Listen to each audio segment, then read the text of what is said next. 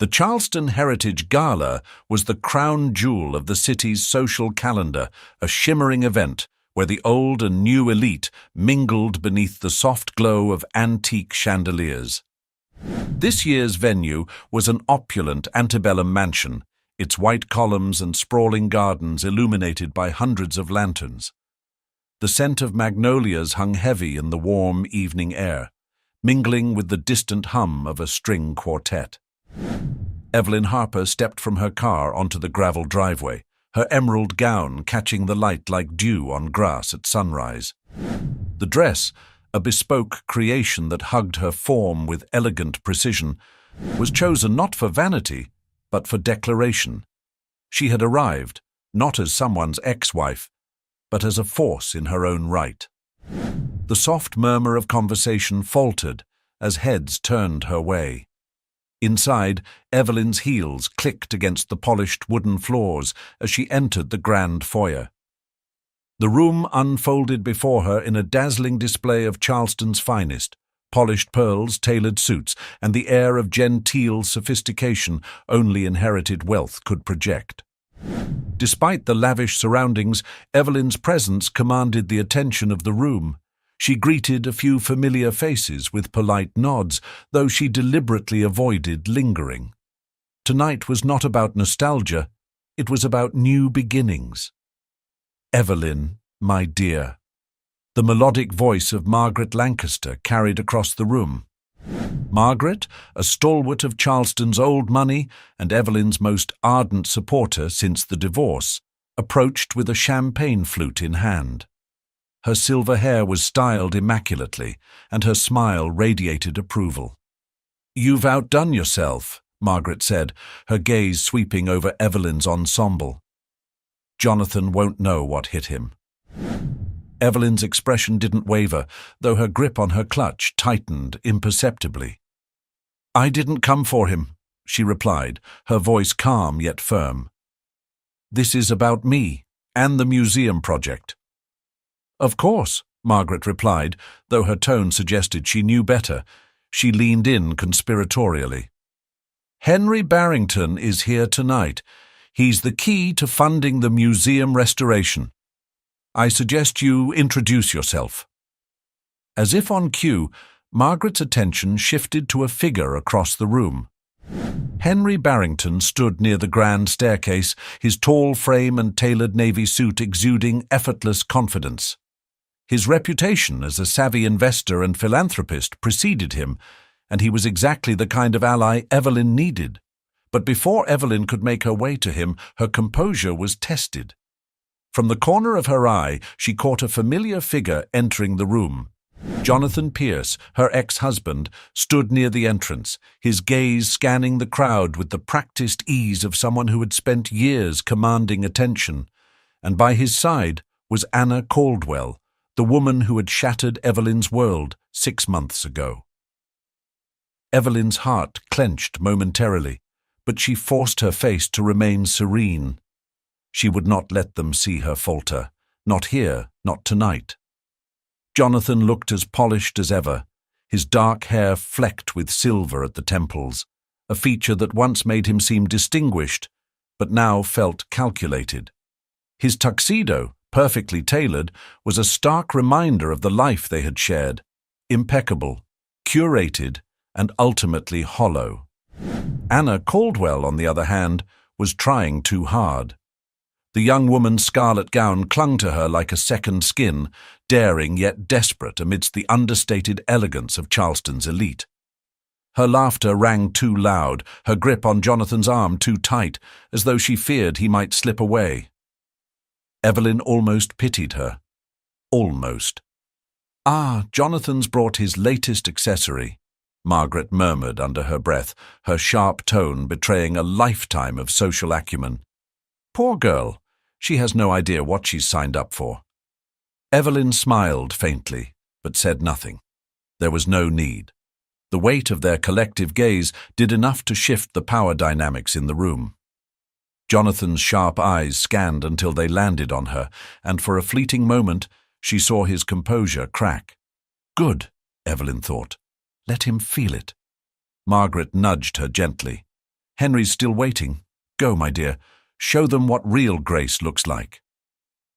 Gathering herself, Evelyn crossed the room with deliberate poise, her gown flowing like water against the parquet floor. She navigated through the crowd effortlessly, exchanging brief pleasantries, but never lingering. Each step brought her closer to Henry Barrington, and with it, a growing sense of purpose. Evelyn Harper, she introduced herself as she reached him, extending a hand. Henry turned, his dark eyes immediately locking onto hers. A flicker of recognition passed across his face, followed by a warm smile. The Evelyn Harper? I've heard about your work on the Sandridge estate. Quite remarkable. She smiled, allowing just a hint of modesty to soften her confidence. That's kind of you to say. I hope to bring that same vision to the Charleston Museum restoration. Ambitious, Henry replied, tilting his glass toward her. I like that, but restoring a museum is no small feat, especially with all the bureaucratic hurdles involved. Evelyn leaned in slightly, her voice low and steady. I've dealt with plenty of hurdles, Mr. Barrington, some far more challenging than city council paperwork. His laughter was rich and genuine, drawing the attention of nearby guests. Touché. Let's discuss it more over a proper meeting. I'd like to hear your vision. Before Evelyn could respond, a familiar voice cut through the air, sharp and calculated. Evelyn. She turned, meeting Jonathan's gaze head-on. He stood just a few feet away, Anna lingering awkwardly behind him. His smile was tight, forced, an echo of the charm that once captivated her. Jonathan, she replied, her tone neutral, her expression unreadable. Anna's eyes darted nervously between them, her grip on Jonathan's arm faltering as if she sensed she was out of her depth. Evelyn glanced at her briefly, a silent acknowledgement, before returning her full attention to Jonathan. It's been a while, Jonathan said, his voice laced with something she couldn't quite place. Curiosity, regret, perhaps both. Not long enough, Evelyn replied smoothly. The tension between Evelyn and Jonathan was palpable, drawing the attention of nearby guests who pretended not to eavesdrop while angling themselves for a better view. Evelyn stood her ground, her poised expression betraying none of the simmering emotions beneath the surface. This was her moment to shine, and she wouldn't let Jonathan Pierce dim her light ever again. I see you've been keeping busy, Jonathan remarked, his tone laced with an air of polite condescension. Margaret tells me you're pursuing the museum restoration project. Evelyn tilted her head slightly, a small smile playing at her lips. That's correct. Charleston deserves a museum that reflects its rich history. I plan to ensure it becomes a centerpiece of the community. Jonathan's jaw tightened ever so slightly, and Evelyn knew she had struck a nerve. The museum project had once been his ambition, abandoned when he deemed it unprofitable. Now, watching Evelyn take the lead, he couldn't hide his discomfort. Anna, sensing the shift, stepped forward hesitantly. It sounds like a wonderful initiative, she said, her voice overly sweet. Jonathan mentioned how passionate you've always been about your work. Evelyn turned to Anna, her smile cool and deliberate. It is wonderful, Anna. Passion has a way of leading to remarkable achievements, when it's directed properly. The younger woman faltered, her cheeks flushing as she struggled to find a suitable response. Evelyn let the silence linger for just a beat too long before turning her attention back to Henry, who had been watching the exchange with quiet amusement. Mr. Barrington, Evelyn said smoothly, I believe we were discussing scheduling a meeting. Indeed we were, Henry replied, stepping closer. His presence, calm and steady, acted as an anchor in the subtle storm brewing around them. I'll have my assistant arrange something for next week. I look forward to hearing more about your vision. Jonathan's smile tightened further, the strain now evident to anyone paying attention. Henry, he interjected, I didn't realize you were considering working on the museum project. I'm not just considering it, Henry replied, his tone light but firm. Evelyn's proposal is compelling. I think it has the potential to reshape the cultural landscape of Charleston. The statement was a direct blow, and Jonathan knew it. His shoulders stiffened, but he managed to maintain his facade of civility. Best of luck, Evelyn, Jonathan said finally, his voice clipped. I'm sure you'll do fine. Evelyn nodded graciously. Thank you, Jonathan. I'll be sure to send you an invitation to the ribbon-cutting ceremony. With that, she turned her back on him and Anna. The conversation closed. Henry offered his arm, and Evelyn took it without hesitation, moving gracefully toward the bar, where Margaret awaited with an approving smile. As they walked away, Evelyn felt the weight of Jonathan's gaze burning into her back, but she refused to turn around. For the first time in years, she felt truly free. Not just from him, but from the lingering doubts he had planted in her mind. Impressive, Henry murmured as they reached the bar. Just another hurdle, Evelyn replied softly, raising her champagne flute to meet his. Margaret beamed. Darling, you've set the stage perfectly. The museum project is as good as yours. Evelyn allowed herself a small, satisfied smile. Tonight was only the beginning. As Evelyn reflected on her quiet triumph that evening, she couldn't help but feel the stirrings of memories she had tried to bury. The presence of Jonathan and Anna had reopened old wounds, but they had also solidified her resolve. The path ahead wouldn't be easy, but she was ready to face whatever came next. The rain drummed lightly against the wide bay windows of Evelyn's townhouse as she sat by the fireplace, cradling a steaming mug of chamomile tea. The warmth of the flames cast flickering shadows across the room, their soft glow a stark contrast to the storm brewing in her mind. The night's events at the gala replayed vividly, each exchange with Jonathan, Anna, and Henry revealing layers of tension she couldn't ignore. For months, Evelyn had worked to rebuild herself, not just as a woman, but as a professional. The museum restoration project was the culmination of that effort, a chance to reclaim her place in Charleston's elite, not through her connections, but by her own merit. Yet, Jonathan's reappearance tonight was a stark reminder of how deeply entwined their lives once were, and how much damage he could still inflict if given the chance. Her thoughts shifted to Henry Barrington, whose unexpected interest in her proposal added both hope and complexity to her situation. His words of encouragement during the gala had bolstered her resolve, but she couldn't help but wonder, was his support purely professional, or was there something more behind his steady gaze and easy smile? "Mom?" Grace's voice pulled Evelyn from her reverie. Evelyn turned to see her daughter standing in the doorway, her oversized sweatshirt and messy ponytail a comforting reminder of normalcy amidst the chaos of the evening. At 16, Grace had her father's sharp features but carried her mother's quiet strength. "Couldn't sleep?" Evelyn asked, patting the seat beside her. Grace nodded and joined her, curling up on the sofa. She stared at the fire for a moment before speaking. "I saw the photos online. You looked amazing tonight." Evelyn chuckled softly. "Thank you, sweetheart. It was, an eventful evening." Grace hesitated, biting her lip. "Dad was there, wasn't he?" "With her." Evelyn's smile faltered for a brief second before she composed herself. "He was, but it doesn't matter. Tonight wasn't about him. It was about what's next for us. Do you think he's happy?" Grace's voice was quiet, almost a whisper. The question caught Evelyn off guard. She reached out, brushing a strand of hair from Grace's face. "Happiness is complicated, Grace. Sometimes people chase things they think will make them happy, only to find out they've lost something far more important along the way." Grace looked up at her, searching for something in her mother's eyes.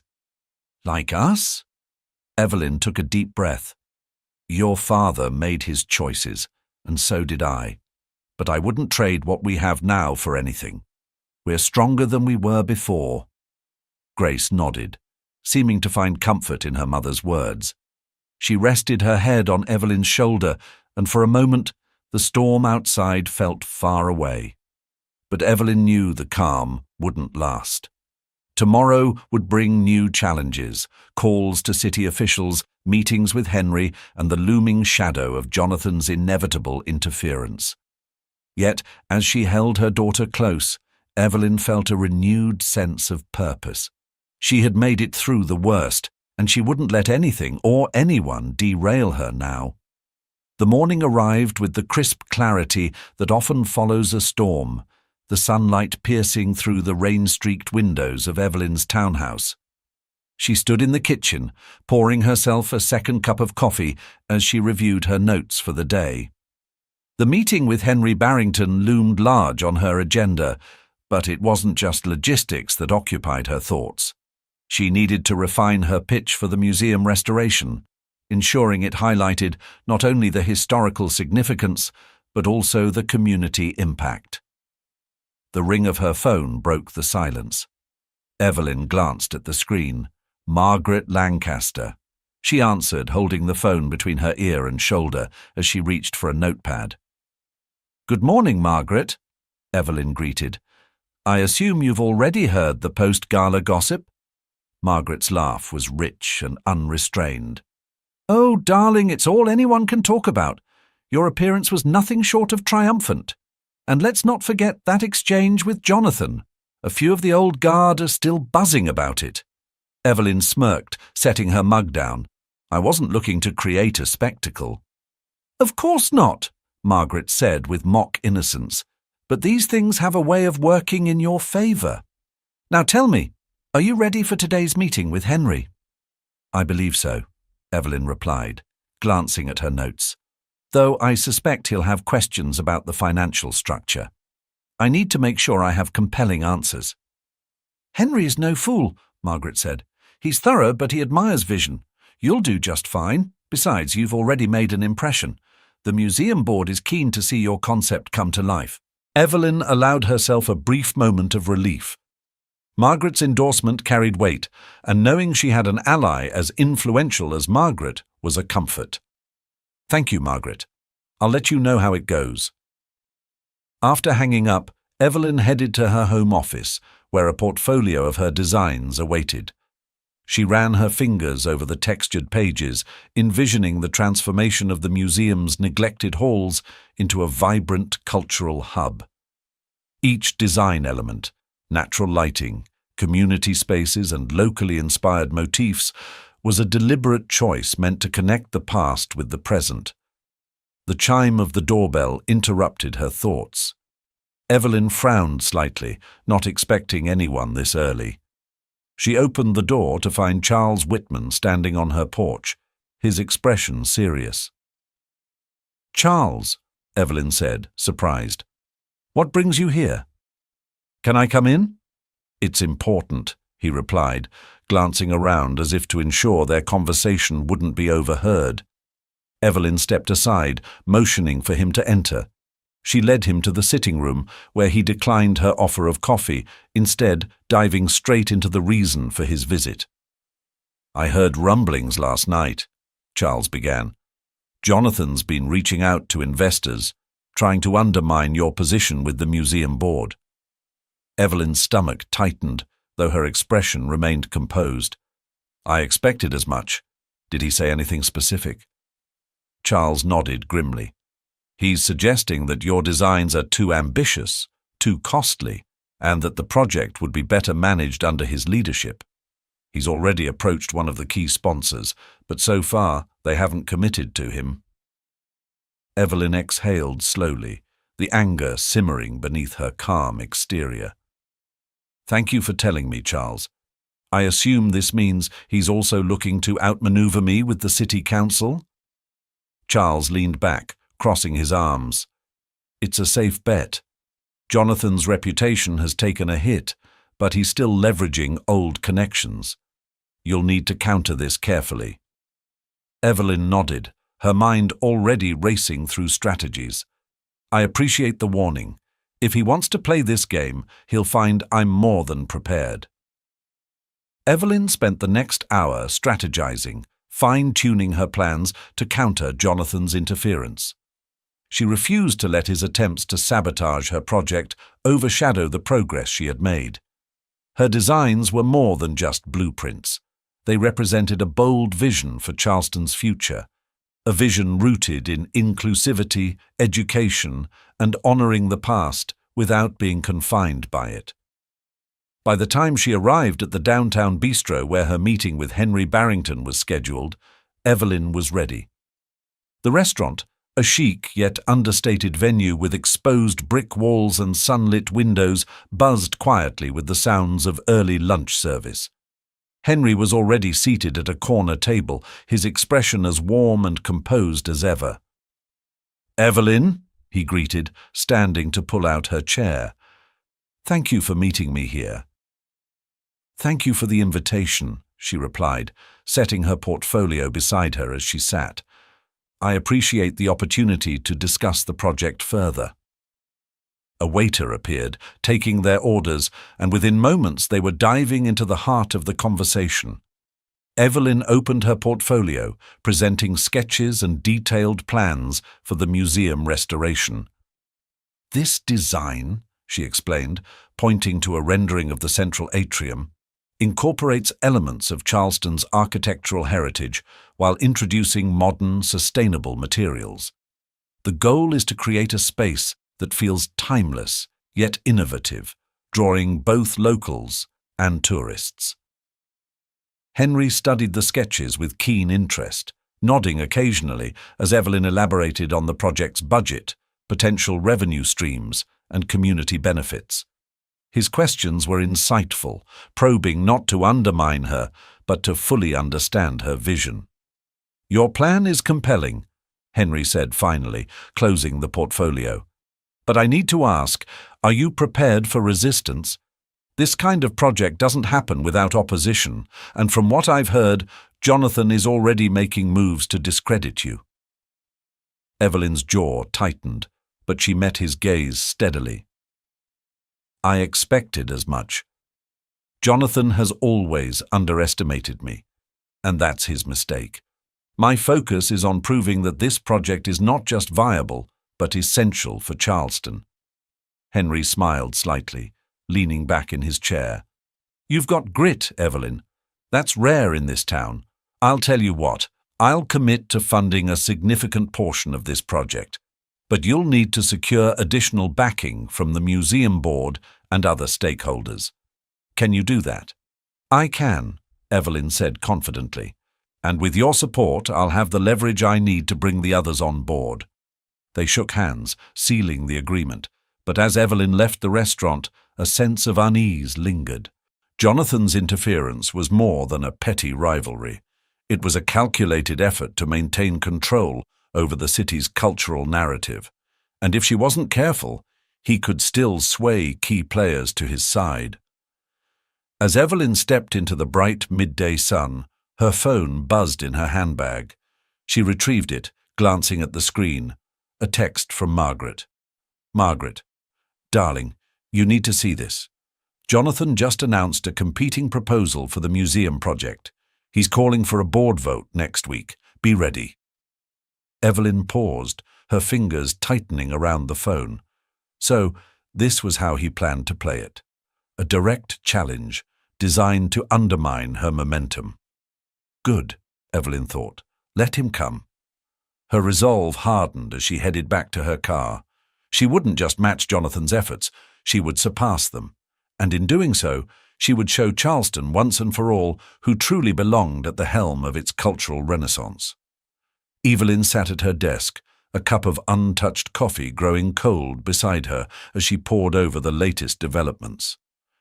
Jonathan's announcement of a competing proposal for the museum restoration project had sent ripples through Charleston's tightly knit cultural circles. Her inbox was flooded with emails, some from curious board members asking for clarification, others from allies like Margaret offering words of encouragement. The stakes had shifted, and Evelyn knew she had to act swiftly and decisively. The first step was clear. She needed to understand Jonathan's proposal inside and out. She tapped her fingers on the desk, contemplating her next move. The museum board vote was less than a week away, and she couldn't afford to be blindsided. Her gaze shifted to the phone, and she dialed Charles Whitman's number. "Evelyn," Charles answered, his tone brisk. "I was about to call you." "Then I've saved you the trouble," she replied. "I need to know everything you've heard about Jonathan's proposal. He's not subtle, but he can be thorough when he's desperate." Charles sighed on the other end of the line. "You're right to be concerned. His pitch focuses on a so-called modernization of the museum. He's claiming your designs are outdated and impractical, suggesting a sleek, contemporary approach instead. The board will likely see it as a stark contrast to your historically inspired vision." Evelyn's grip on the phone tightened. "And the budget? Is he undercutting me?" "That's the tricky part," Charles admitted. "Jonathan's leveraging his old connections with a few developers willing to take on the project at a discounted rate. He's painting himself as the more cost-effective choice, though we both know he's cutting corners where it matters." Evelyn exhaled slowly, letting the information sink in. She had anticipated Jonathan's tactics, but hearing the specifics stoked a simmering frustration. "Thank you, Charles. I'll need your help countering this. Can you send me the names of the developers he's working with?" "Consider it done," Charles said. "And Evelyn, don't let him rattle you. Your vision is stronger, and people are starting to see that." As the call ended, Evelyn leaned back in her chair, her mind racing.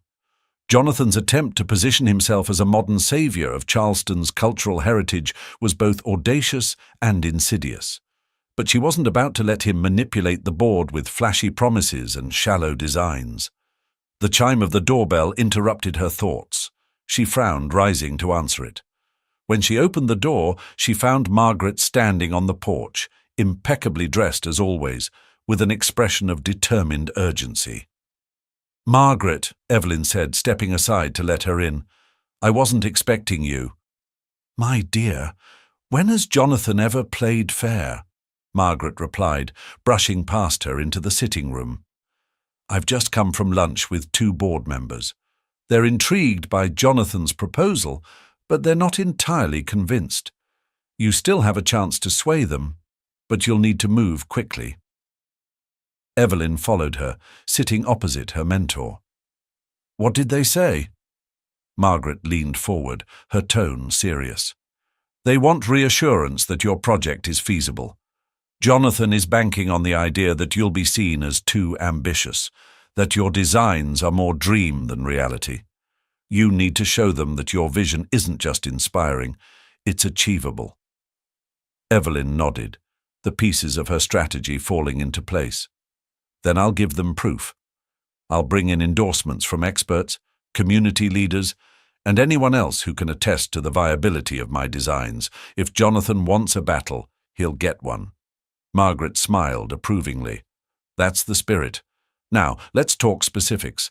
I have a few connections who could help strengthen your case." As they delved into the details, Evelyn felt a renewed sense of purpose. The road ahead was fraught with challenges, but she was no stranger to adversity. If Jonathan thought he could outmaneuver her, he was sorely mistaken. The following morning, Evelyn arrived at the Charleston Museum ahead of schedule, a sleek portfolio in hand, and a sense of determination that carried her through the threshold. The museum's grand but aging facade loomed above her, a reminder of the stakes involved. Inside, the halls echoed with a quiet dignity, though the peeling paint and outdated displays hinted at the urgent need for restoration. She wasn't here to meet the board just yet. That confrontation would come in a few days. Today she had an appointment with 2 key figures who could tip the scales in her favor. Dr. Eleanor Hayes, a respected historian with decades of experience in preserving Charleston's landmarks, and Reverend James Bradley, a beloved community leader known for his tireless advocacy for cultural education. Both were figures Jonathan couldn't easily dismiss, and their endorsements would add significant weight to Evelyn's campaign. Dr. Hayes was the first to arrive, her silver hair pulled into a neat bun and her wire-rimmed glasses reflecting the morning light. She extended a hand to Evelyn with a warm smile. "Evelyn, it's been too long," Dr. Hayes said. "I'm thrilled to see someone with your vision taking on this project." "Thank you, Eleanor," Evelyn replied, leading her toward a table near the museum's main atrium. "Your support means the world to me. I'd like to walk you through my designs and hear your thoughts." As they settled in, Evelyn unrolled a large blueprint showcasing the museum's proposed layout. Dr. Hayes leaned over the table, her eyes scanning the detailed sketches and annotations. "This atrium design is remarkable," Dr. Hayes said after a moment. "It honors the building's original architecture while incorporating modern functionality. I particularly like the community spaces you've included. These will make the museum feel alive again." "That's the goal," Evelyn said. "I want this to be a place where history and community intersect, not just a collection of artifacts behind glass." Dr. Hayes nodded thoughtfully. "You've captured the spirit of Charleston beautifully. I'd be happy to lend my endorsement to your proposal. This project deserves to move forward." Before Evelyn could respond, the sound of footsteps announced Reverend Bradley's arrival. He was a tall, imposing figure with a booming voice that could command attention even in a room full of dignitaries. "Miss Harper?" he greeted warmly, clasping her hand between both of his. "I've been looking forward to this meeting." "Reverend Bradley," Evelyn replied, her smile genuine. "Thank you for taking the time. Your perspective is invaluable to this project." As Evelyn walked him through the designs, Reverend Bradley listened intently, occasionally nodding or asking pointed questions about accessibility and community outreach.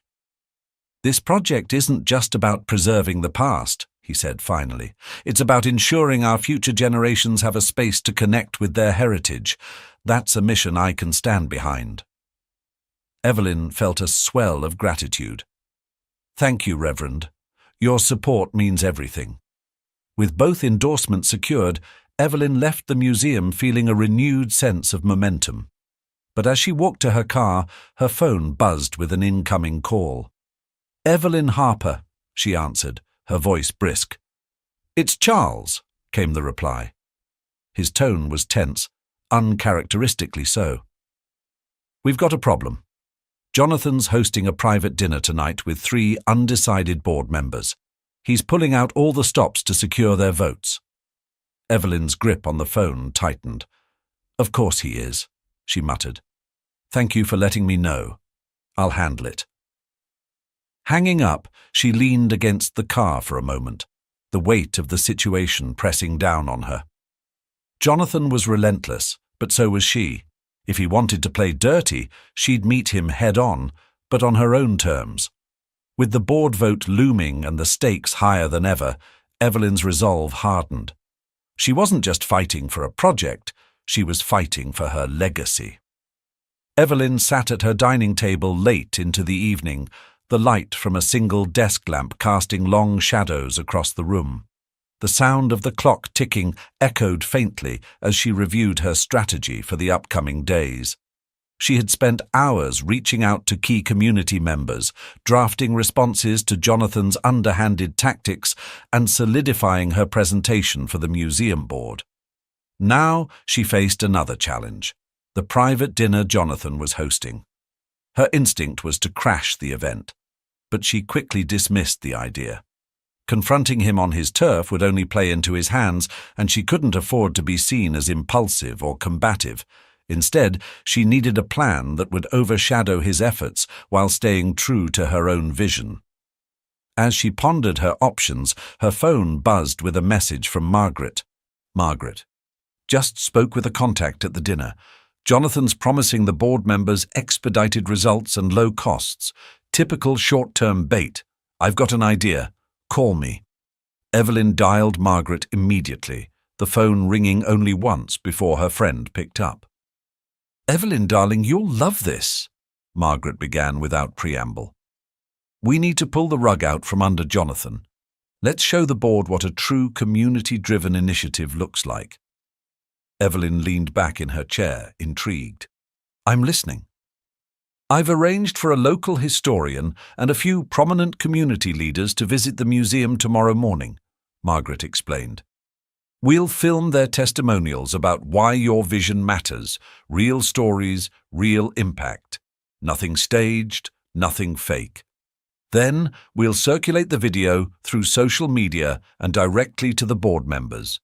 By the time Jonathan's dinner is over, your message will already be making waves." Evelyn smiled, admiration evident in her voice. "That's brilliant. Thank you, Margaret. I'll be there to guide them through the designs and ensure everything aligns with our goals." "Of course, my dear," Margaret replied. "But remember, this isn't just about strategy.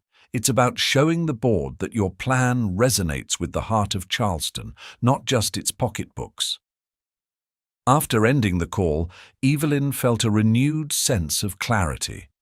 This was how she would win. Not by stooping to Jonathan's level, but by elevating the conversation and making the project about something bigger than either of them. The next morning, Evelyn arrived at the museum early, her portfolio and sketches in tow. The atmosphere was different this time, charged with a quiet energy. Margaret's efforts had brought together an impressive group. Dr. Eleanor Hayes, Reverend James Bradley, and even a young artist who had recently gained recognition for her murals celebrating Charleston's history. "Thank you all for being here," Evelyn began, addressing the group as they gathered in the museum's atrium. "This project isn't just about preserving the past. It's about creating a space where the stories of Charleston's people can come alive for generations to come." She led them through the halls, pointing out areas where her designs would transform neglected spaces into vibrant hubs of culture and education. As they walked, a videographer hired by Margaret captured their discussions and reactions. Dr. Hayes spoke passionately about the historical significance of the museum, while Reverend Bradley emphasized the importance of accessibility and community involvement.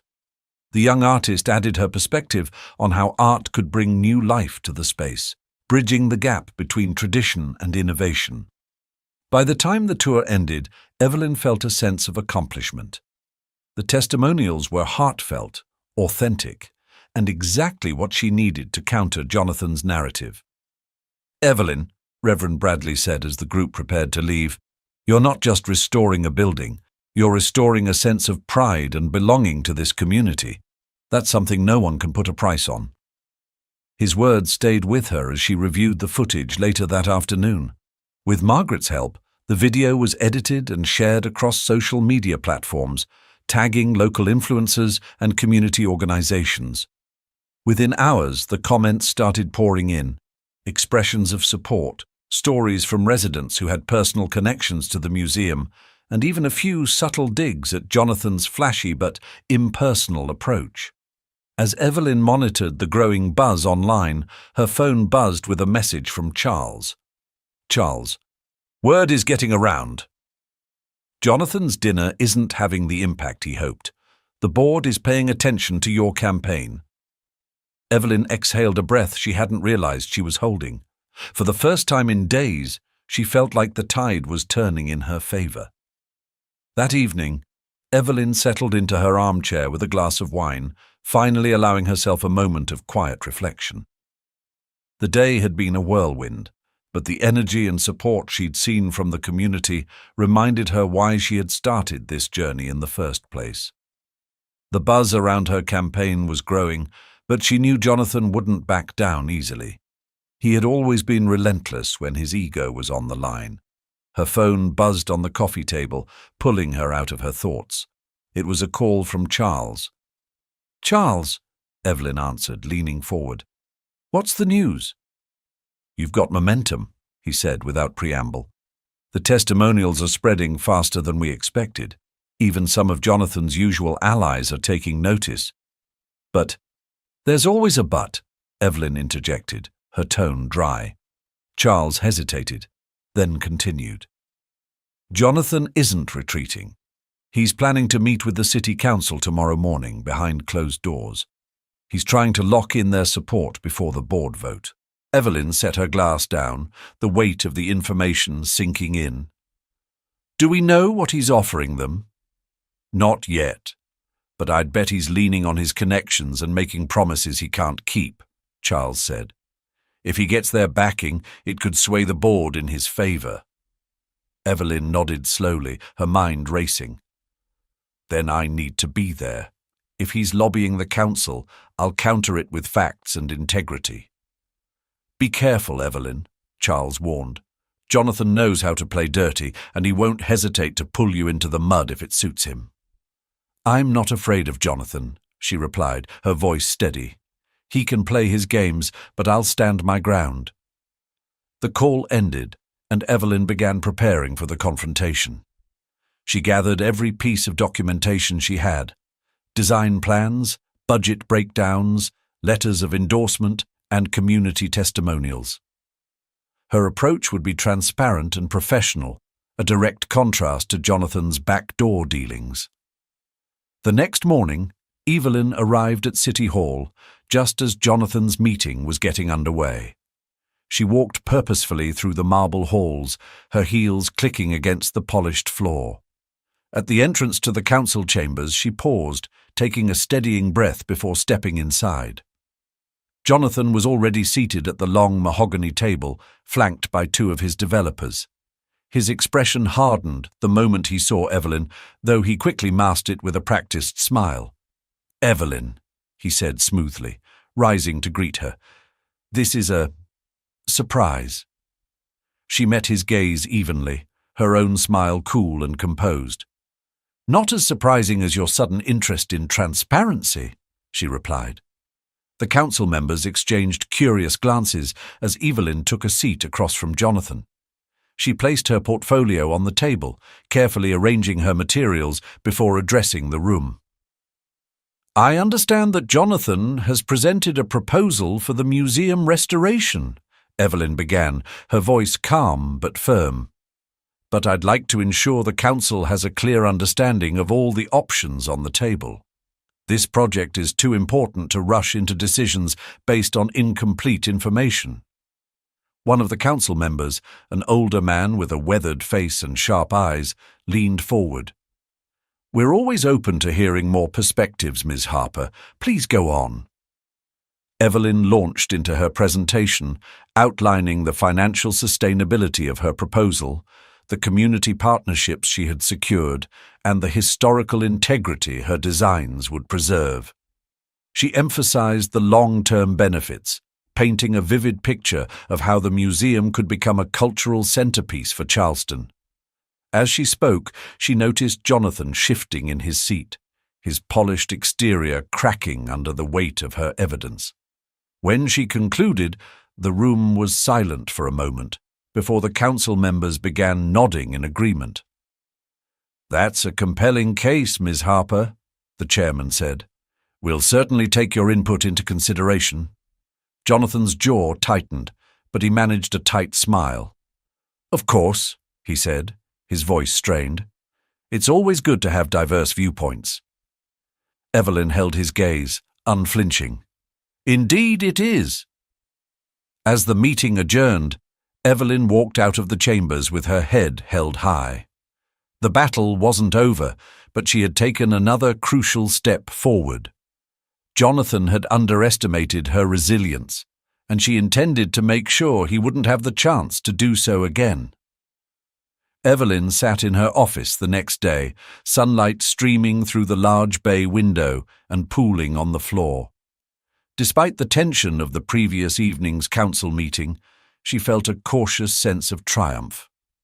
The murmurs of support she'd overheard as the council members filed out had been encouraging, but she knew better than to rest on her laurels. Jonathan wouldn't accept defeat gracefully. His ego wouldn't allow it. Her phone buzzed on the desk, breaking her concentration. She glanced at the screen. Henry Barrington. Taking a steadying breath, she answered. "Good morning, Henry," Evelyn said, her voice calm but alert.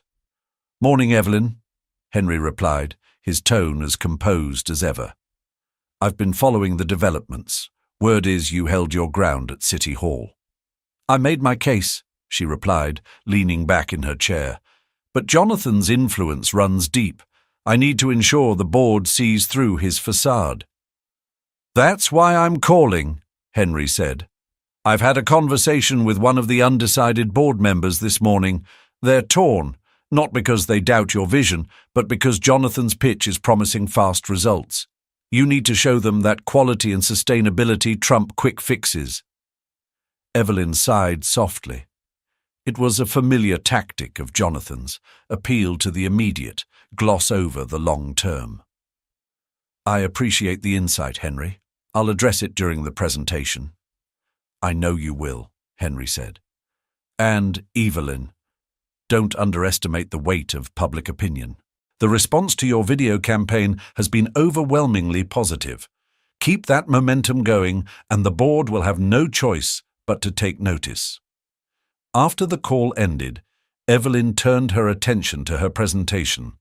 She needed to strike the perfect balance between showcasing her vision and countering Jonathan's narrative without appearing defensive. This wasn't just about design or funding, it was about trust. The sound of the doorbell jolted her from her thoughts. Evelyn frowned slightly. She wasn't expecting visitors. Rising from her chair, she walked to the door and opened it to find Margaret standing on the porch, her expression unreadable. "Margaret," Evelyn said, stepping aside to let her in. "What brings you here?" Margaret entered without hesitation, setting her handbag on the foyer table. "We need to talk," she said, her voice lower than usual. "I just received some troubling information about Jonathan." Evelyn closed the door, her stomach tightening at Margaret's serious tone. "What is it?" Margaret turned to face her, eyes sharp. "He's planning to release a report claiming your project is financially unviable. I don't know all the details, but it's clear he's pulling strings to undermine you before the board vote." Evelyn's jaw tightened, a flicker of anger rising within her. "Typical Jonathan," she muttered. "Do we know who he's working with?" "Not yet," Margaret admitted, "but I have my suspicions. He's desperate, Evelyn. The fact that he's resorting to this means he knows he's losing ground." Evelyn crossed her arms, her mind racing. "Then I need to preempt him. I'll gather every piece of financial data I have and ensure the board sees the real numbers before he can spread his lies." Margaret nodded approvingly. "That's the Evelyn I know. Stay focused and don't let him rattle you." As Margaret left, Evelyn returned to her office, determination hardening into resolve. Jonathan might try to manipulate the narrative, but she wouldn't give him the chance. Evelyn spent the next several hours in a flurry of activity, assembling every piece of data, report, and projection she had meticulously prepared for the museum restoration. Her office became a battlefield of spreadsheets and architectural renderings, each one a weapon to counter Jonathan's underhanded attack. If he wanted to challenge her financial acumen, she would meet him head-on with irrefutable proof. By late afternoon, she had compiled a comprehensive dossier, neatly organized and ready for presentation. It was more than a rebuttal. It was a testament to the depth of her preparation and the integrity of her proposal. Satisfied, she leaned back in her chair, allowing herself a moment to breathe. Her brief reprieve was interrupted by a call from Charles. "Evelyn," Charles began, his voice tight, "I just got confirmation. Jonathan's so-called report is being circulated among a few key stakeholders, including 2 members of the museum board." Evelyn straightened, her hand gripping the edge of the desk. "What does it say?" "It's the usual.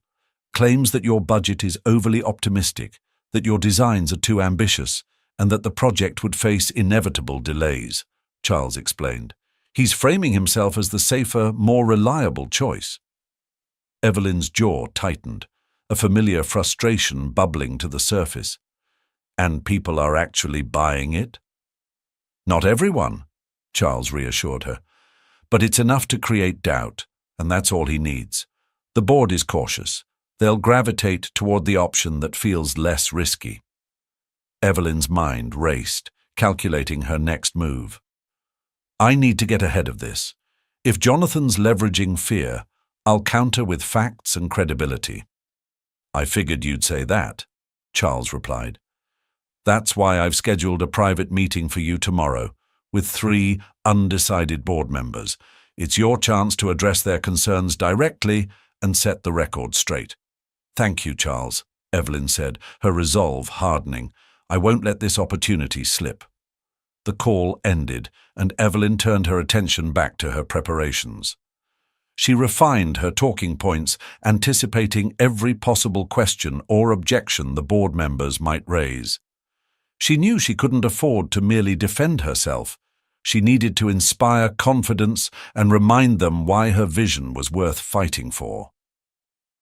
The following morning, Evelyn arrived at the museum's administrative offices, her portfolio in hand and her confidence unshaken. The 3 board members were already seated in the conference room, their expressions neutral but attentive. Thank you for taking the time to meet with me, Evelyn began, her tone warm but purposeful.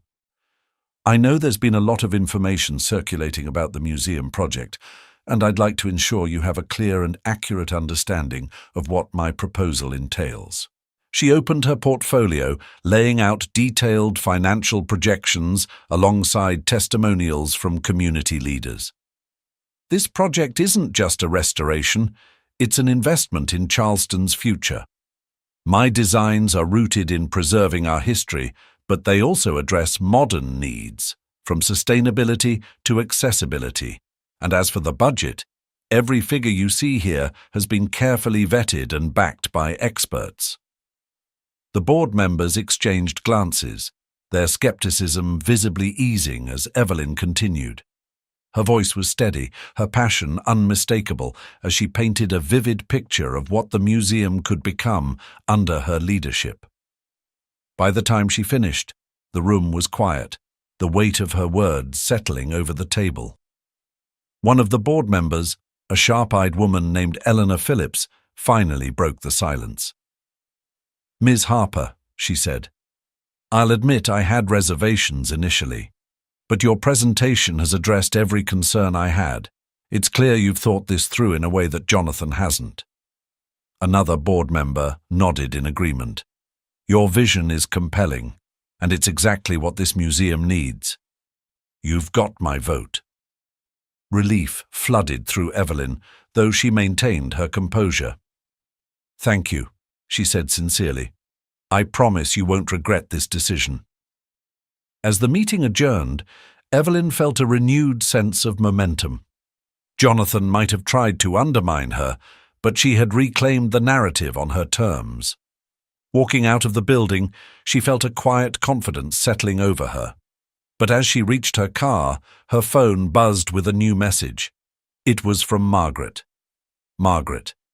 Jonathan's next move is already in motion. Call me ASAP. Evelyn stared at the message, her mind immediately shifting back into action. She had won this round, but the battle was far from over. Evelyn paced her living room as she spoke with Margaret on the phone, her free hand gripping the edge of the fireplace mantel. The news Margaret had just shared was troubling, though not entirely surprising. Jonathan's desperation was driving him to even more underhanded tactics. He's hosting a press conference tomorrow morning, Margaret explained, her voice tinged with urgency. The invitation I saw describes it as an announcement regarding the future of Charleston's cultural heritage. He's clearly trying to sway public opinion before the board vote. Evelyn stopped pacing and exhaled sharply. He's going to paint me as reckless, isn't he? Or position himself as the savior of the museum with some grand, hollow gesture. Exactly, Margaret replied. And if he controls the narrative in the media, it could sway some of the less decisive board members. We need to counter this, and fast. Evelyn ran a hand through her hair, thinking quickly. Then I'll hold my own press event. I'll showcase the endorsements we've gathered and focus on the community-driven aspect of my proposal. Let's make it clear that this isn't about egos. It's about what's best for Charleston. Smart move, Margaret said. I can have my team set something up by tomorrow afternoon. The key will be ensuring you maintain composure, even if Jonathan tries to spin things against you. Evelyn thanked Margaret and hung up, her mind already racing with plans. The stakes had never been higher, and she couldn't afford even a single misstep. She reached out to her small but dedicated team, arranging for a venue, crafting talking points, and ensuring the community voices supporting her would be front and center. By the following afternoon, everything was in place. Evelyn stood backstage at a local cultural center, her heart pounding in anticipation. Beyond the curtain, she could hear the low murmur of reporters and attendees gathering in the auditorium. Margaret had worked her magic, ensuring a solid turnout of journalists, community leaders, and museum advocates. You're going to do great, Margaret said, placing a reassuring hand on Evelyn's shoulder. Remember, this is your story to tell. Speak from the heart, and they'll listen. Evelyn nodded, straightening her blazer and taking a steadying breath. As the event coordinator gave her the signal, she stepped out onto the stage, greeted by the flash of cameras and the expectant silence of the crowd. Thank you all for being here today, Evelyn began, her voice steady but warm. The Charleston Museum isn't just a building, it's a living, breathing testament to the history and spirit of this city. And this restoration project isn't just about preserving artifacts, it's about creating a space where every member of our community can feel connected to their roots and inspired for the future. She spoke with conviction, weaving in testimonials from community members and highlighting the careful planning behind her proposal. She didn't shy away from addressing the concerns that Jonathan had raised, countering each with factual clarity and emphasizing the long-term benefits of her plan. We're not just restoring walls and exhibits, Evelyn concluded. We're restoring a sense of pride and ownership for everyone who calls Charleston home. This project is bigger than any one person, and I'm committed to seeing it through. The applause that followed was genuine and sustained, and Evelyn felt a surge of hope as she stepped off the stage. Reporters swarmed her with questions, but she remained composed, answering thoughtfully and redirecting the focus to the project itself. As the crowd began to disperse, Margaret approached with a triumphant smile. You nailed it, Evelyn. Jonathan's going to have a hard time topping that. Evelyn smiled in return, though her mind remained cautious. She had won this round, but Jonathan's press conference was still looming. And if she had learned anything, it was that he thrived on spectacle. The next morning, Evelyn watched Jonathan's press conference unfold on her laptop, her coffee cooling on the table beside her. The backdrop was carefully staged, the Charleston Museum's weathered facade draped with a large banner that read, "Preserving the Past, Building the Future, Jonathan Pierce." He stood at the podium, exuding his trademark confidence as he spoke into the cluster of microphones. Dressed in a tailored navy suit, Jonathan addressed the assembled media and a carefully curated audience with the smooth charisma that had once captivated Evelyn and many others. The Charleston Museum has been a cornerstone of our city's cultural identity for decades, Jonathan began, his tone measured and authoritative. As we look to the future, it's clear that the museum needs a modern, forward-thinking approach to remain relevant and accessible to all. Evelyn's eyes narrowed as she listened. Jonathan's words were deliberately crafted, offering just enough substance to sound credible while sidestepping the true complexity of the project. My proposal, he continued, gesturing to the banner behind him, will ensure that this beloved institution not only retains its historical significance, but also becomes a beacon of innovation and sustainability. With the support of my trusted team of developers, I am confident we can achieve this vision quickly and efficiently.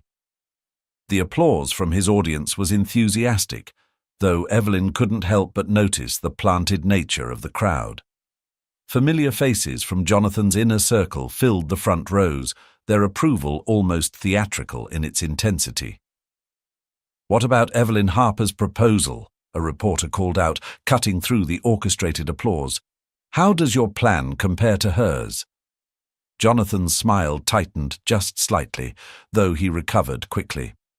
"Ms. Harper's dedication to this project is admirable," he said, the faintest hint of condescension creeping into his tone. "However, her vision lacks the streamlined practicality necessary to meet the museum's immediate needs. While her ideas are certainly creative, my proposal prioritizes tangible results that the board and the community can count on." Evelyn's jaw clenched. His veiled dismissal of her work was both infuriating and predictable. She paused the live stream, unable to watch further. It was time to act. She dialed Charles, her voice calm but firm. "I assume you've seen Jonathan's performance." "I have," Charles replied, his voice tinged with frustration. "He's pulling out all the stops to position himself as the obvious choice. The board will hear about this press conference within the hour." "Then we need to make sure they hear about my event too," Evelyn said. "I want every board member to receive a direct copy of the footage from yesterday, along with the endorsements we've gathered." "I'm on it," Charles assured her. "And Evelyn, don't let this shake you. The board knows the value of substance over style. You've got this." As the day unfolded, Evelyn doubled down on her outreach efforts. She reached out to additional community leaders, securing more testimonials and expanding the network of support around her proposal. Margaret coordinated with local media outlets to ensure balanced coverage, while Henry Barrington quietly lobbied undecided board members, emphasizing the long-term benefits of Evelyn's vision. By evening, the tide was beginning to turn. Social media buzzed with comparisons between Evelyn's heartfelt, community-driven approach and Jonathan's polished but hollow promises. Influential voices in Charleston's cultural scene began to weigh in, praising Evelyn's authenticity and criticizing Jonathan's lack of depth. Evelyn finally allowed herself a moment of relief as she reviewed the day's progress. But her reprieve was short-lived when her phone buzzed with an incoming call from Margaret. "Evelyn, you need to see this," Margaret said, her voice urgent. "Jonathan just released a last-minute proposal addendum. He's claiming his team has secured additional funding to accelerate the project timeline. It's an obvious ploy, but it's gaining traction." Evelyn leaned back in her chair, her mind racing. Jonathan's maneuver was desperate, but it was effective. A final attempt to sway the board before the vote. "Send me everything you have," Evelyn said, her voice steady despite the knot forming in her stomach. "I'll address this directly with the board tomorrow." As the call ended, Evelyn stared out the window into the Charleston night. The city lights flickered like stars against the darkness, a reminder of the community she was fighting for. Jonathan's tactics were relentless, but so was she. Tomorrow would be the final showdown, and Evelyn was prepared to give it everything she had. The day of the museum board vote dawned with an air of quiet tension. Evelyn arrived at City Hall early, her portfolio clutched tightly in her hands. The imposing marble facade loomed ahead, a stark reminder of the stakes. Inside, the council chamber buzzed with muted conversations as board members filed in, their expressions guarded. Evelyn took her seat near the front, stealing a glance at the opposing side of the room. Jonathan was already there, flanked by his two developers and exuding his usual air of confidence. He offered her a curt nod, his smile thin and calculated. Evelyn met his gaze without flinching, refusing to give him even a flicker of doubt. Margaret slipped into the seat beside her, her presence as steadying as ever. You're ready for this, she whispered, her hand briefly resting on Evelyn's arm. I have to be, Evelyn replied, her voice steady despite the nerves swirling in her chest. The meeting began promptly, with the chairman of the board calling for order and outlining the agenda. Today, we'll hear final presentations from both parties regarding the Charleston Museum restoration project. Afterward, the board will deliberate and cast their votes. Jonathan was up first. He strode to the podium with practiced ease, his polished demeanor firmly in place. His presentation was as flashy as Evelyn had anticipated, filled with sleek graphics and lofty promises.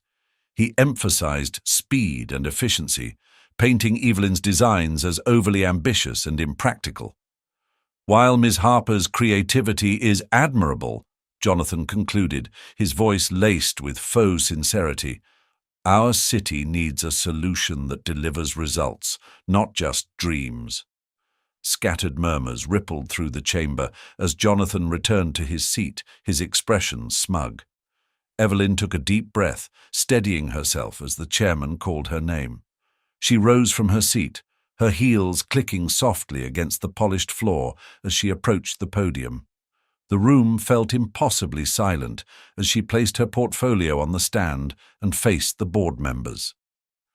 Thank you for the opportunity to speak today, Evelyn began, her voice clear and calm.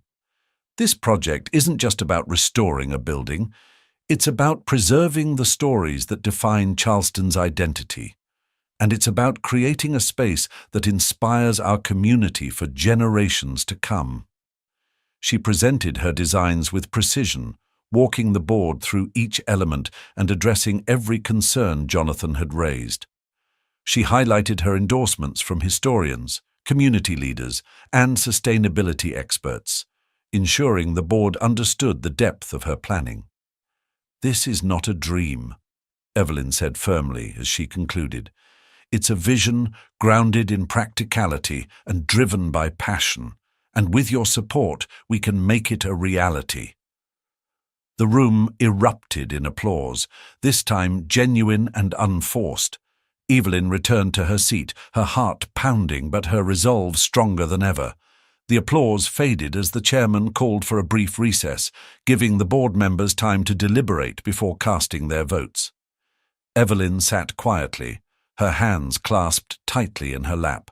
Margaret leaned in, her voice low. You did everything you could, darling, she said. Now it's up to them. Evelyn nodded, though her mind was far from at ease. Across the room, Jonathan appeared relaxed, chatting amiably with one of his developers. His demeanor grated on her nerves, a sharp contrast to the storm of anticipation building within her. Minutes felt like hours as the board members whispered among themselves, flipping through pages of proposals and occasionally glancing toward the podium. Evelyn tried to focus on her breathing, reminding herself that she had presented the strongest case possible. Finally, the chairman called the meeting back to order. The low hum of conversation ceased as the board members resumed their seats, their expressions unreadable. We've carefully reviewed the presentations and discussed the merits of both proposals, the chairman began, his voice steady and deliberate. This decision was not made lightly, as both plans offer unique strengths and challenges. However, after weighing all factors, the board has reached a conclusion. Evelyn felt her pulse quicken, her breath catching in her throat. She stole a glance at Jonathan, whose confident smile had not faltered. The Charleston Museum restoration project will be awarded to... The chairman paused, scanning the room, and Evelyn felt the world slow. Ms. Evelyn Harper. The words hung in the air for a moment before the room erupted in applause. Margaret squeezed Evelyn's arm, her face breaking into a wide grin. Evelyn blinked, the weight of the announcement sinking in. She had done it. Jonathan's expression for the first time that day betrayed him. His confident smile faltered, replaced by a flicker of disbelief. He recovered quickly, but the damage was done. He had lost. As the applause subsided, Evelyn stood to address the board. "Thank you," she said, her voice steady despite the emotions surging within her. "This is an incredible honor, and I promise to dedicate myself fully to ensuring this project exceeds expectations. Together, we'll create something truly extraordinary for Charleston." She returned to her seat amid another wave of applause, her chest swelling with a mixture of relief and pride. The meeting adjourned shortly after, and as the attendees filed out, Jonathan approached her. His expression was calm, but there was a sharp edge to his tone. "Well played, Evelyn," he said, his smile thin. "Enjoy your victory while it lasts." Evelyn met his gaze unflinching. "This wasn't a game, Jonathan. It was about what's right for the museum and for Charleston, and that's something you never understood." Without waiting for a response, she turned and walked away, Margaret at her side. As they stepped into the sunlight outside City Hall, Margaret looped her arm through Evelyn's, her voice brimming with pride. "You've done it, my dear. Charleston will finally see what true leadership looks like." Evelyn smiled, her heart lighter than it had been in months. But she knew the real work was just beginning. The restoration project would demand every ounce of her focus and determination, and she was ready to meet the challenge head-on. The days following the board's decision were a whirlwind for Evelyn. Calls flooded in from local media outlets, community leaders and supporters eager to congratulate her on her victory. Each message carried a mix of excitement and expectation, underscoring the monumental task that lay ahead.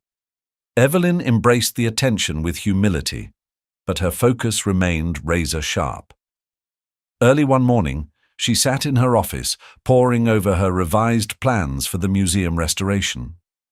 The project now felt more real than ever, each detail a reflection of her dedication and vision. She knew the challenges weren't over. There were permits to secure, contractors to hire, and the ever-present pressure of public scrutiny. But for the first time, Evelyn felt the momentum firmly in her favor. As she reviewed the budget projections, her phone buzzed with an incoming call. It was Reverend Bradley. "Good morning, Reverend," Evelyn greeted, her tone bright. "How are you?" "Grateful, as always," he replied warmly, "and proud of what you've accomplished. Charleston owes you a great deal for your perseverance." Evelyn smiled, touched by his words. "Thank you. It's been a team effort, and I'm glad we're moving forward." "I wanted to talk to you about something," Reverend Bradley said, his tone turning serious. "There's a group of community members interested in hosting a town hall meeting to discuss the museum restoration. They want to hear from you directly about the project's goals and how it will benefit the city." Evelyn paused, considering the opportunity. While the board's decision had secured her position, earning the trust and enthusiasm of the broader community was equally important. "I'd be honored," she said. "When are they thinking of holding it?" "This weekend," the Reverend replied. "It'll be informal, but well attended.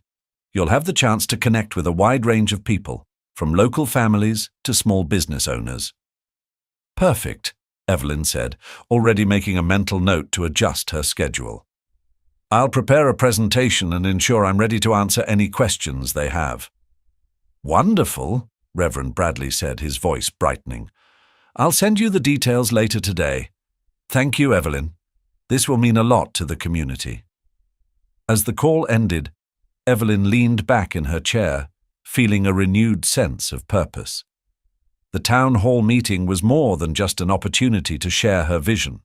It was a chance to solidify the community's trust and ensure their voices were heard. But as she began drafting her talking points, a new email notification popped up on her screen. The subject line made her heart sink. "Urgent. Issue with funding agreement." Evelyn's chest tightened as she clicked on the email, her eyes scanning the contents quickly. The message was from her financial advisor, detailing a sudden complication with one of the project's key funding agreements. A major donor, originally enthusiastic about supporting the museum restoration, had abruptly withdrawn their pledge, citing uncertainty about long-term feasibility. She leaned back in her chair, the weight of the situation settling heavily on her.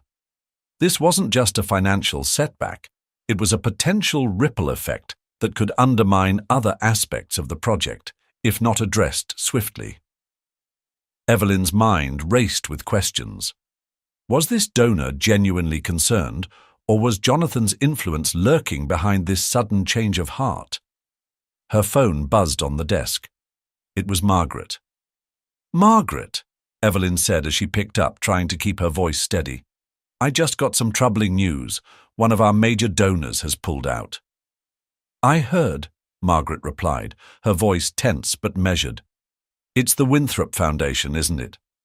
"Yes," Evelyn confirmed. "Do you think this has Jonathan's fingerprints on it?" "It's certainly possible," Margaret said. "But we don't have proof yet. I've reached out to a contact at the foundation to see if they'll share more details. In the meantime, you need to focus on damage control. If other donors hear about this, it could shake their confidence." Evelyn nodded, though her stomach churned with unease. "I'll schedule calls with our remaining supporters this afternoon. I need them to know the project is still on track, no matter what." "That's the right move," Margaret agreed. "And Evelyn, don't let this rattle you.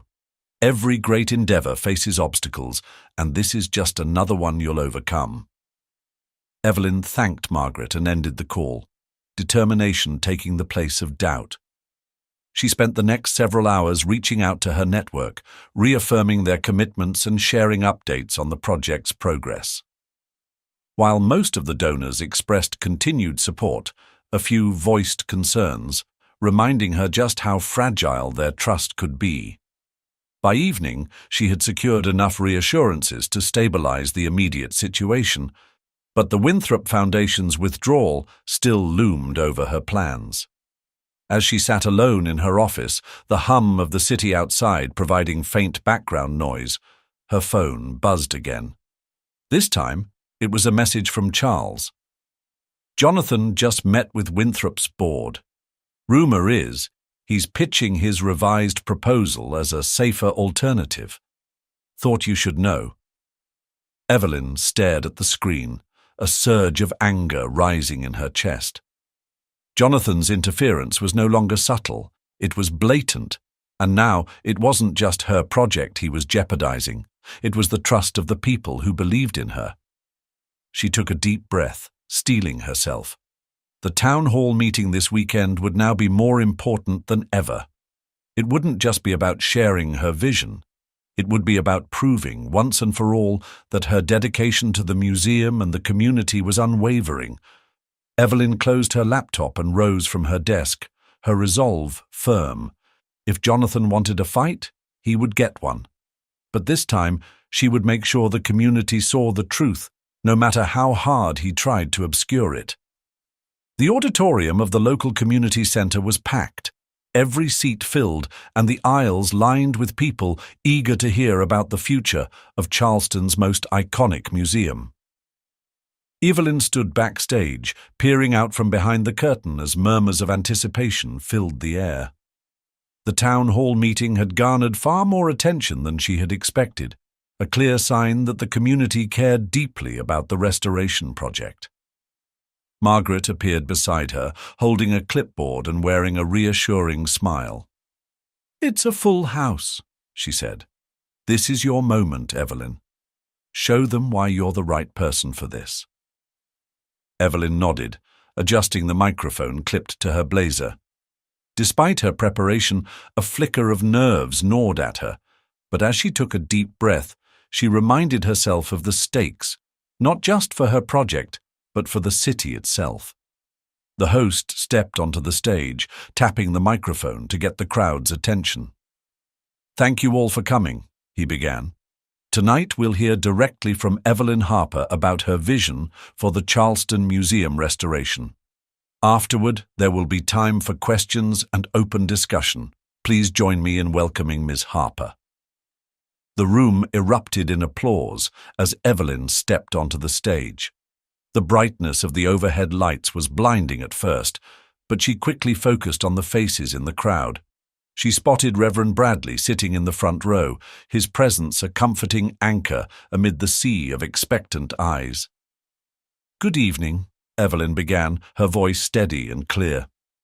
"Thank you all for being here tonight. The Charleston Museum has always been more than just a building. It's a symbol of our city's rich history, a place where stories from every corner of our community come together. This project isn't just about preserving the past, it's about building a future that honors who we are and where we come from." She walked the audience through her proposal, using visuals projected onto a large screen to illustrate her plans. Each slide highlighted key aspects of the restoration: sustainable materials, modernized exhibits, and community spaces designed to foster education and connection. As she spoke, Evelyn wove in anecdotes from the community members who had inspired her vision, grounding the presentation in authenticity. When she finished, the applause was genuine and sustained. But as the moderator opened the floor for questions, Evelyn braced herself. This was the part she couldn't fully control, and she knew that Jonathan's influence could be lurking anywhere in the crowd. The first few questions were straightforward: concerns about timelines, funding, and accessibility, all of which Evelyn answered with confidence. But then a man in the back stood up, his voice cutting through the room. "Ms. Harper," he began, his tone sharp. "With all due respect, how do you plan to address the financial risks of this project? There are rumors that major donors are pulling out, and some of us are concerned about whether this vision is actually feasible." Evelyn's heart skipped a beat. The question was pointed, and the murmurs rippling through the audience suggested it had struck a chord. Evelyn steadied herself, meeting the man's gaze as the room fell into a hushed silence. She recognized the calculated phrasing of the question. It had Jonathan's fingerprints all over it, but she refused to let it shake her.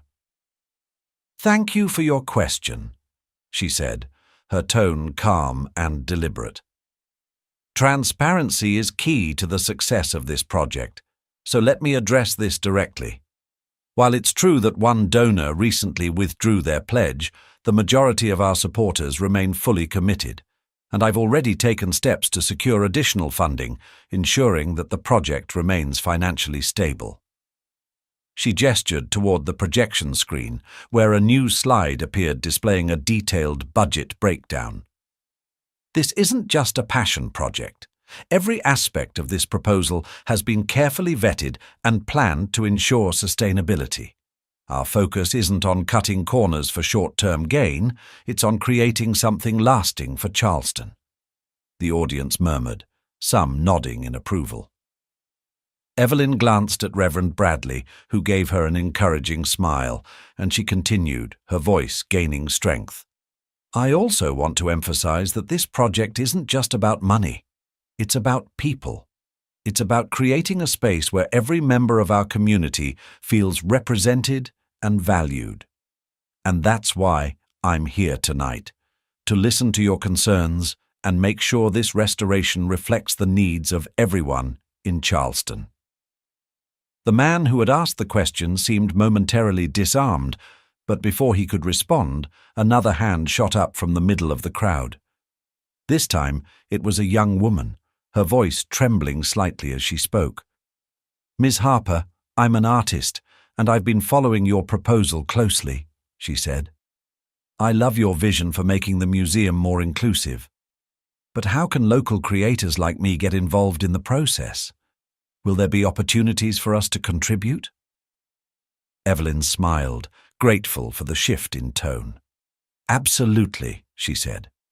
"One of the key components of this project is engaging local talent. From the design of the exhibits to the art displayed in community spaces, we want to showcase the incredible creativity of Charleston's artists.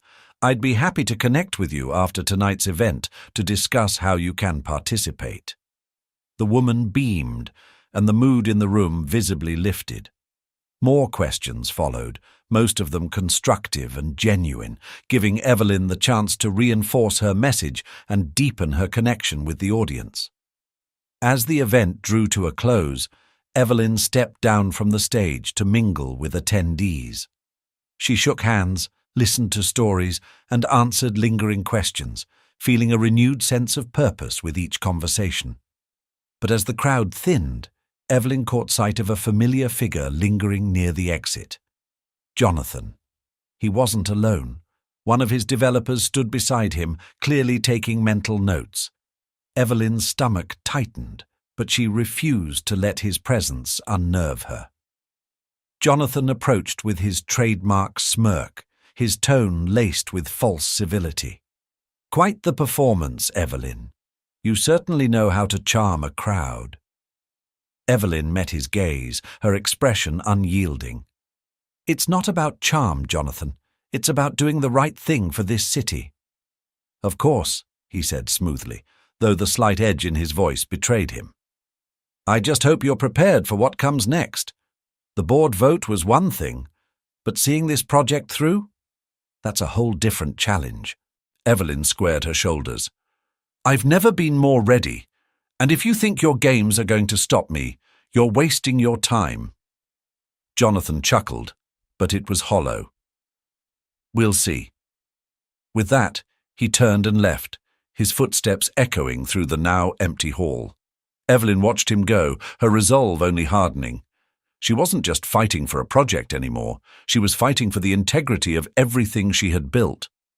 As she stepped outside into the cool night air, Evelyn felt a renewed sense of determination. The community's support had been overwhelming, and she would honor their trust by delivering on her promise.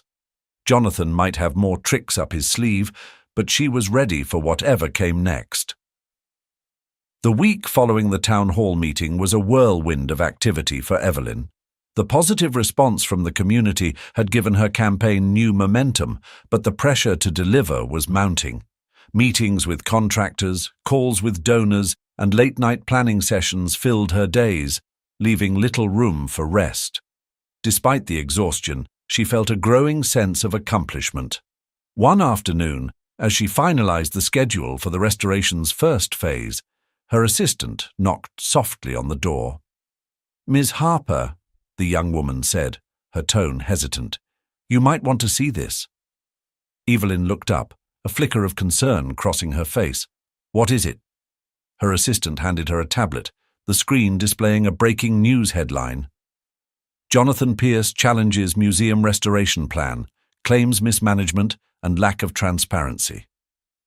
Evelyn's heart sank as she read the article. Jonathan had staged yet another press conference, this time accusing her of mishandling project funds and failing to meet key deadlines, both blatant fabrications. The article quoted him extensively, painting a picture of chaos and incompetence while positioning his own failed proposal as the better alternative. "He's relentless," Evelyn muttered, her frustration bubbling to the surface. Her assistant nodded. "Do you want me to draft a response?" Evelyn shook her head, her mind already working through the implications. This isn't just about the accusations. He's trying to shake public confidence in the project. We need to respond carefully." She picked up her phone and dialed Margaret, who answered almost immediately. "Margaret, have you seen the news?" Evelyn asked, pacing her office. "I have," Margaret replied, her tone sharp. "Jonathan's desperate, and it shows, but this kind of noise can still be damaging if we don't handle it right." "We need to act fast," Evelyn said. "A public rebuttal would only escalate things, but we can't stay silent. We need to focus on reinforcing our credibility."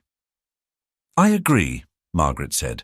"Here's what we'll do. Schedule a media briefing at the museum site. Show them the progress we've already made and highlight the community involvement.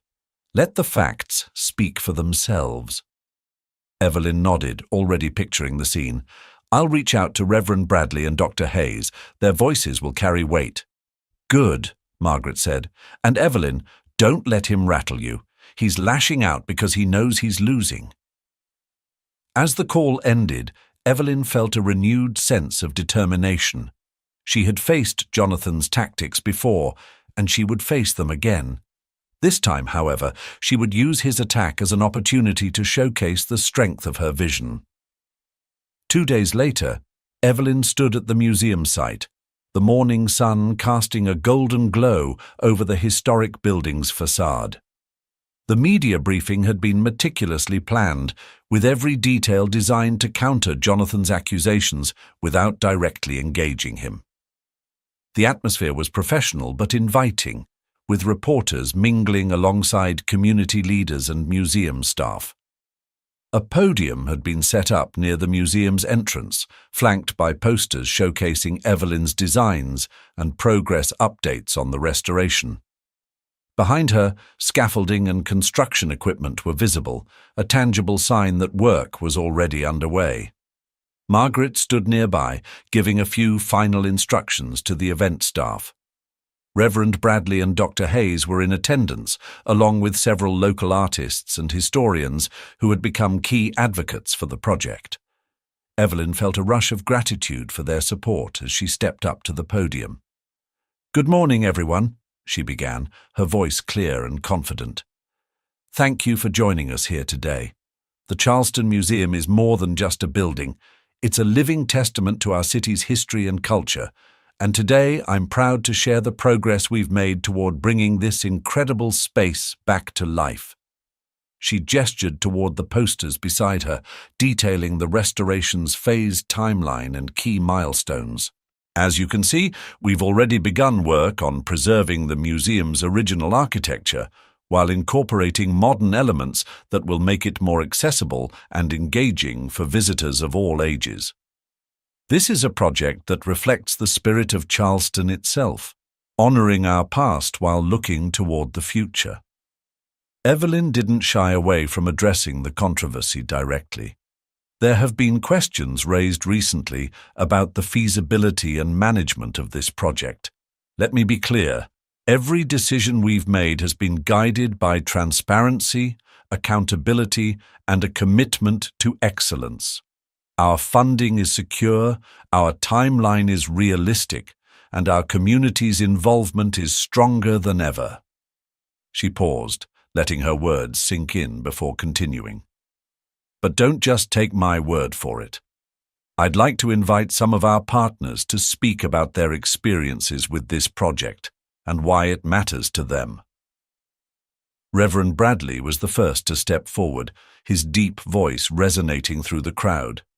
"This museum isn't just a place to store artifacts. It's a place where stories come to life.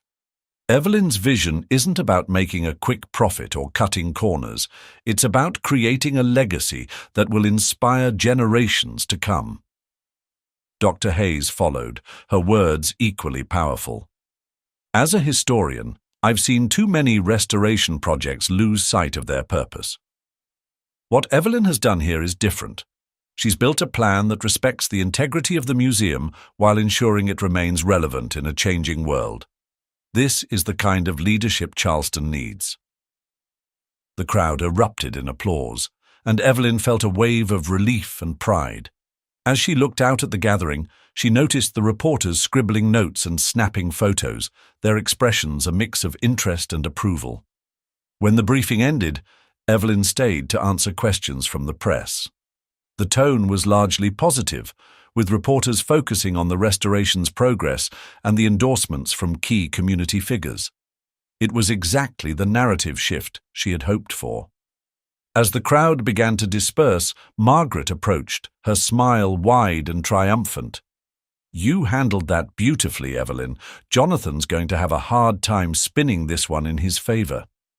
Evelyn nodded, but her thoughts were already moving forward. "He won't stop, Margaret. But neither will we. The museum is bigger than either of us, and that's what will carry this project through." Margaret's expression softened. "And that's why you're going to succeed, my dear, because you understand what's truly at stake." As Evelyn walked back toward the museum, the hum of construction work filling the air, she felt a quiet sense of fulfillment. The road ahead was still long, but for the first time she could see the finish line in sight. The museum restoration was progressing steadily, but Evelyn knew better than to let her guard down. The challenges Jonathan had thrown her way had only fueled her determination, but they also reminded her that his interference wasn't likely to stop any time soon. It was late afternoon when Evelyn received a call from Charles. She had just returned to her office after a meeting with the construction team and was reviewing the latest material orders when her phone buzzed. "Charles," she said, picking up. "What's going on?" "Evelyn, I just got word from a reliable source," Charles began, his tone urgent. "Jonathan is planning another move. He's been meeting with a small but influential group of museum board members, trying to push for a review of the restoration contract. He's claiming you've overstepped your authority and misallocated funds." Evelyn felt a chill run down her spine. "That's absurd," she said, anger creeping into her voice. "The board approved the budget and the project phases. There's nothing out of line." "Of course there isn't," Charles reassured her. "But Jonathan doesn't need the truth. He just needs enough noise to make people question things. If he convinces even a few board members to side with him, it could undermine your position." Evelyn's grip tightened on the phone. "What can we do to counter this?" "I'm already working on gathering support from the remaining board members," Charles replied.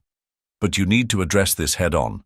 Arrange a meeting with the full board as soon as possible and present a clear report on the project's progress. Transparency will be your strongest defense." Evelyn nodded, her mind already spinning with ideas.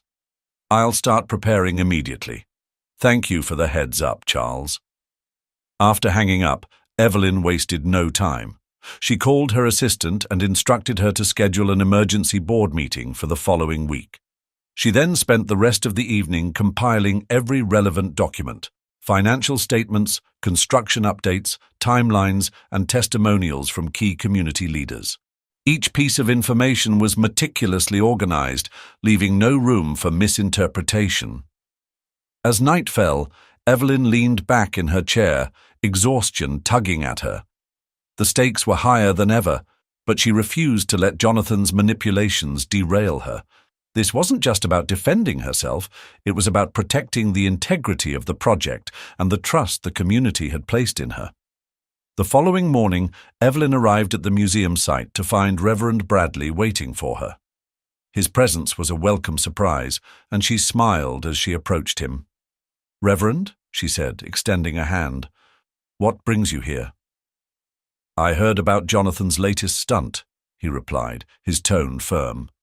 "I wanted to offer my support. If there's anything I can do to help, just say the word." Evelyn felt a swell of gratitude. "Thank you. Your backing means more than I can say. Right now, I'm focused on presenting the facts to the board, but having your voice during the meeting would make a world of difference." "Consider it done," Reverend Bradley said with a resolute nod. "The community stands with you, Evelyn. Don't forget that." As the Reverend departed, Evelyn's resolve deepened. She wasn't fighting this battle alone, and with the truth on her side, she was ready to face whatever came next. The board meeting was scheduled for the following Thursday, and by the time the day arrived, Evelyn felt both prepared and determined. She stood in the lobby of the museum's administrative building, holding a thick binder filled with reports and updates. Her assistant gave her a quick thumbs up before slipping into the meeting room to ensure everything was set. Inside, the atmosphere was tense. The board members sat around the long oak table, their expressions ranging from curious to skeptical. Jonathan was already present, seated at the far end of the room with his usual air of confidence. He offered Evelyn a tight-lipped smile as she entered, a silent reminder of his constant attempts to undermine her. Evelyn took her place at the head of the table, setting her binder down and addressing the room. "Thank you all for coming on short notice," she began, her tone steady but firm. "I requested this meeting to address some concerns that have been raised about the museum restoration project. I want to provide complete transparency and ensure that we're all aligned on the progress and direction of this initiative." She opened her binder and began her presentation, starting with the budget. Detailed charts and projections appeared on the screen behind her, showing the careful allocation of funds and the milestones that had already been achieved. "Every expense has been documented and approved," Evelyn explained. "We've stayed within the budget parameters set by this board, and I've worked closely with our contractors to ensure we remain on schedule." She moved on to the construction updates, showing photos of the ongoing restoration work. Each image depicted significant progress, from the stabilization of the building's foundation to the revitalization of its ornate ceilings. "As you can see," she continued, "the work we're doing honors the historical integrity of the museum while preparing it for future generations. This project is more than just a restoration, it's a revitalization of our city's cultural heart." The room was silent as Evelyn concluded her presentation. She could see several board members nodding in approval, though a few still appeared cautious. Jonathan took the opportunity to interject. "Those are impressive slides, Evelyn," he said, his voice smooth but laced with condescension. "But the concern isn't just about numbers, it's about whether this project is truly sustainable in the long term. Have you accounted for potential delays? Rising costs? The community deserves to know if you've planned for every contingency." Evelyn met his gaze evenly, refusing to be rattled. "I have accounted for contingencies," she replied. "In fact, I've already secured commitments from additional donors to ensure the project remains fully funded, even in the face of unexpected challenges." She placed a folder on the table, sliding it toward the chairman. "These are signed letters of support from our major donors, reaffirming their confidence in the project. I've also included updated projections that account for inflation and potential delays, demonstrating that we remain well within our financial capabilities." The chairman opened the folder, his eyes scanning the contents. After a moment, he looked up and addressed the room. "These documents are thorough and reassuring. It's clear that Ms. Harper has not only managed this project with integrity, but has also planned carefully for its success." Jonathan's smile faltered, and Evelyn felt a surge of quiet triumph. Reverend Bradley, who had been sitting near the back of the room, rose to speak. "As someone who represents this community, I can say with confidence that Evelyn Harper's leadership has already made an impact. She's not just restoring a building, she's restoring trust and pride in what this museum stands for." The room broke into quiet applause, and Evelyn felt the tension ease. As the meeting adjourned, board members approached her individually to express their support. Jonathan, on the other hand, left without a word, his defeat written across his face. Evelyn stepped outside into the late afternoon sun, her binder still in hand. Margaret was waiting for her near the steps, her expression triumphant. "You did it," Margaret said, beaming. Evelyn allowed herself a small smile. "We did it, but there's still work to be done." Margaret nodded. "True, but for now, enjoy this moment. You've earned it." As Evelyn walked back to her car, she felt a sense of vindication. The battle wasn't over, but she had weathered one of its most challenging storms, and with each step forward, she was proving that her vision and her resolve were stronger than any obstacle Jonathan could throw her way. Months passed, and the Charleston Museum began to take on a new life.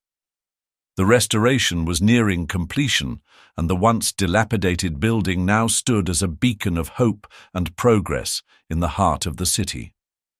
The scaffolding had come down, revealing the revitalized facade with its intricate details restored to their former glory. Inside, the exhibits were being carefully curated, the halls echoing with the sound of final preparations. Evelyn walked through the main atrium, her heels clicking softly against the polished floor. She paused beneath the grand skylight, which now bathed the room in natural light, creating a serene and welcoming atmosphere. This was the culmination of countless late nights, hard-fought battles, and unwavering determination. Her phone buzzed in her pocket, and she pulled it out to see a message from Margaret. "Everything is set for the ribbon-cutting ceremony tomorrow. You've done it, Evelyn." Evelyn smiled, a mix of pride and relief washing over her. She replied with a simple, "Thank you." The ceremony would mark the official reopening of the museum, a moment she had worked so tirelessly to achieve. As she continued her walk, she found Grace standing in one of the new community spaces. Her daughter was examining a mural painted by a local artist, a vibrant depiction of Charleston's history blending past and present. "It's beautiful, isn't it?" Evelyn said, stepping beside her. Grace nodded, her eyes bright with admiration. "It's amazing, Mom. You made this happen." Evelyn placed a hand on her daughter's shoulder. "We made this happen. You've been my biggest supporter through all of this. I couldn't have done it without you." Grace smiled and leaned into her mother's side. "I'm proud of you, Mom, and I think everyone else will be too." Evelyn felt a lump form in her throat, but she swallowed it down, savoring the moment. The museum wasn't just a professional achievement. It was a testament to everything she had fought for, both personally and professionally. Later that evening, as the city settled into a quiet hum, Evelyn stood outside the museum, gazing up at its illuminated facade. The weight of the past few months began to lift, replaced by a profound sense of fulfillment. She had rebuilt more than a building. She had rebuilt herself. The day of the ribbon-cutting ceremony dawned bright and clear, the warm sunlight casting a golden hue over the city. A crowd had gathered outside the Charleston Museum, filling the street with an air of celebration and anticipation. Local media crews were setting up their cameras, capturing the buzz of the event, while families and community leaders mingled, many of them sharing their own connections to the museum. Evelyn stood near the podium, taking a moment to absorb the scene.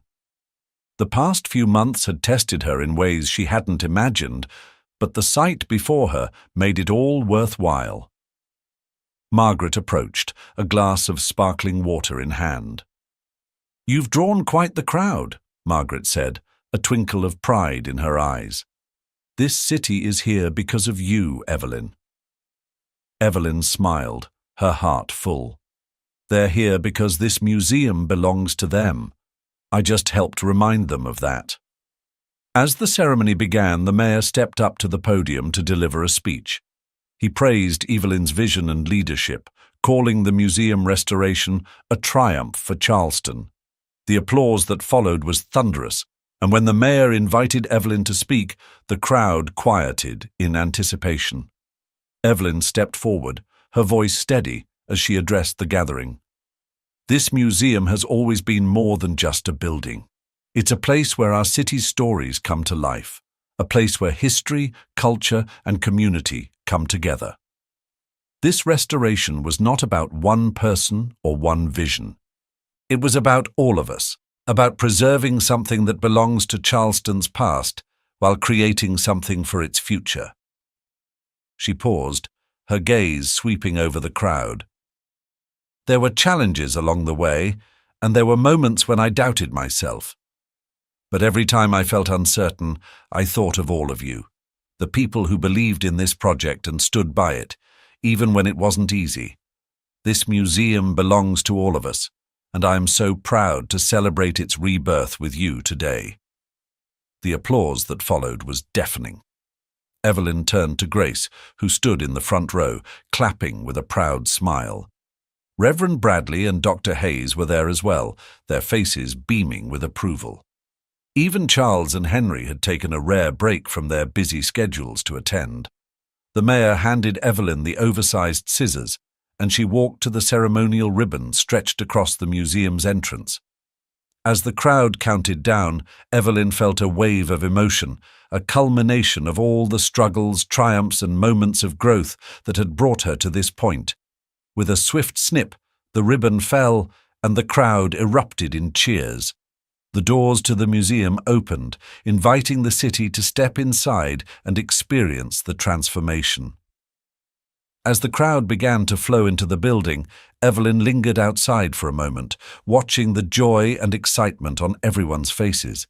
Jonathan was nowhere to be seen, and for the first time she realized his absence no longer mattered. This victory was hers, and it was shared with everyone who had believed in her.